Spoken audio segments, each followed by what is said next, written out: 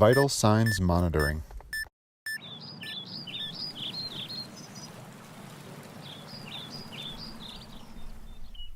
Monitoring Camas at Nez Perce National Historical Park. White flowers in a field. Bird flying over yellow and white flowers. Camas is a flower in the lily family. It's a perennial species. Camas can be light blue, it can be purple, it can be darker blue, it can be different heights too. It's all dependent, scientists think, on the pH of the soil. The bulb of Camas is sort of like an onion. It's got these layers, and it's edible. So it was a pretty important food root crop for the Nez Perce and for other Native Americans around here. We are at the Weippe Prairie. It's a site of Nez Perce National Historical Park. And it's significant because the Nez Perce were here and they harvested traditionally Camas out in these fields. And what's even more important for the history of the United States is that Lewis and Clark, when they came out of the Bitterroot Mountains, they met the Nez Perce out here. So they were starving and the Nez Perce were harvesting Camas bulbs, and they met on the Weippe Prairie. Storm clouds over prairie. This is the point of contact between two cultures, between the native peoples of the interior Columbia Plateau and the Lewis and Clark expedition. That makes this area very nationally, historically significant. That's why it's included in the National Park Service, and especially in Nez Perce National Historical Park. Well, the reason the people were here, the reason the Nez Perce were here, was because of the Camas. Nowadays, the Camas density is much, much less than it used to be. Light blue Camas lilies in a field. The reason we're monitoring, the reason that we're paying as much attention to it as we are, is because it's a focal resource for this site. It not only is it important as a natural resource, as an indicator of a healthy wetland, it's also historically important as a reason why the Nez Perce were here. And so, to us, to the National Park Service, maintaining this habitat and in some instances possibly restoring this habitat to allow for the Camas to flourish again is right in line with what the National Park Service does. Harvesting Camas. Two Native women harvesting Camas, an antique photo. In helping people understand the importance of the Nez Perce use of Camas, it's good to know something about their tools.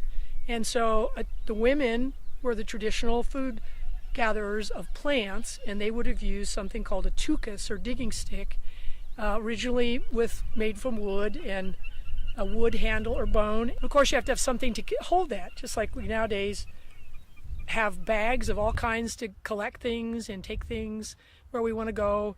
They would have a bag to collect their Camas, but it would have been much larger. It would have been handmade from materials that they'd gathered. And the Nez Perce are known for having two different sides to their bags, two different designs. And then, of course, there's Camas itself. And this Camas has been cooked in the traditional way, which is an earthen oven. They would start a fire in the bottom with hot cooking rocks. When it went out, they'd fill the pit with Camas, cover it with leaves and grass, and start another fire on top. And it could take up to 3 days to cook a pit of Camas. They would then dry it, because Camas is so much natural oils. It needed to be cooked before they could dry it, and then sometimes crumbling it or preserving it whole. Nowadays, maybe just canning it in a jar like we can other things. And Camas has a real smoky taste, kind of sweet because the sugars are concentrated, but it's also high in protein, and it's very nutritious. Citizen science.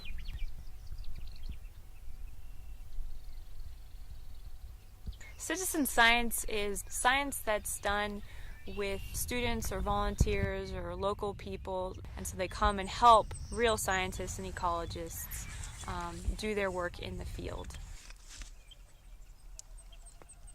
And so we have 3 different high schools in the area around Weippe Prairie who are helping us, the students are helping us monitor Camas populations. Our park staff go to the high schools and provide education in the classroom so that when the students get to the site, they know what Camas is, they know how we're doing the monitoring, and they understand why we're doing it. And if you have any questions, you will have the staff member in your group.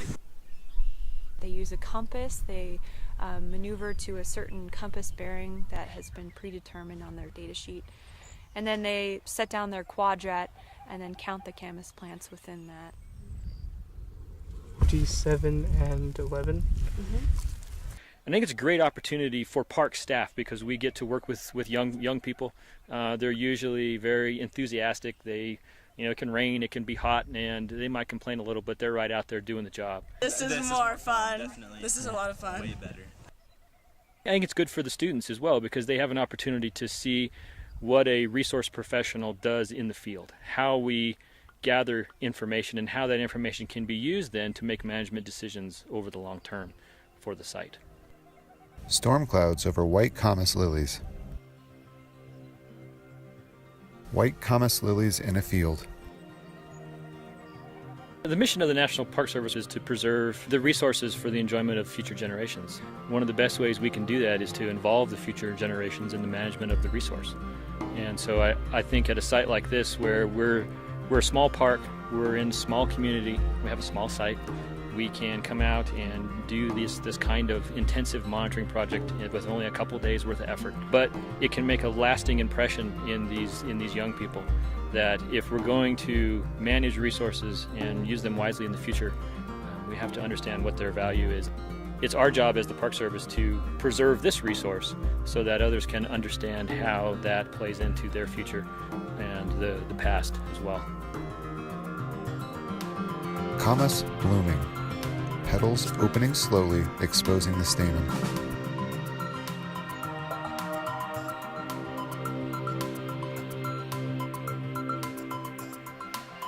The Upper Columbia Basin Network monitors the vital signs of national parks and monuments across Oregon, Washington, Idaho, and Montana. Vital signs monitoring, like taking your pulse, tells us about the health of park natural resources and helps us preserve and protect these resources for future generations.